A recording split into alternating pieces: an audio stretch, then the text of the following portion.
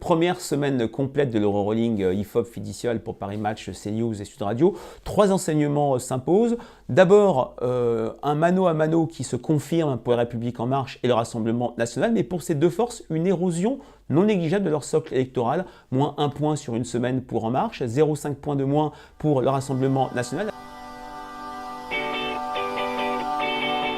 Deuxième enseignement, c'est peut-être la surprise de ce début d'enquête continue de l'IFOP et de Fiducial, c'est la liste LR, puisqu'il y a une dynamique, on peut en parler, on peut parler réellement de dynamique, pour François-Xavier Bellamy, qui a gagné 1,5 points sur une semaine. Il parvient, par son style, par une personnalité qui est de plus en plus connue des Français. 4 Français sur 10 dans une enquête IFOP pour le JDD déclarent connaître la tête de liste des Républicains. Il parvient à mieux rassembler les segments traditionnels de l'électorat de droite, personnes âgées, retraités, et à faire revenir davantage au bercail de la droite, 10 points de plus en une semaine, les électeurs présidentiels de François Fillon. Troisième enseignement, c'est cette difficulté pour cette gauche éclatée, éparpillée, à revenir à un étiage important, en gros 25-26% d'intention de vote pour les forces de gauche, un petit primat en faveur de la liste Europe Écologie Les Verts, mais au-delà de cette concurrence LFI Europe Écologie Les Verts, c'est pour l'instant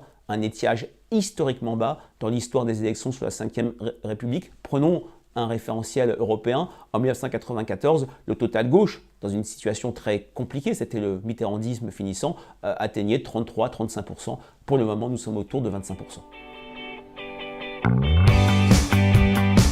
It was a pretty sight.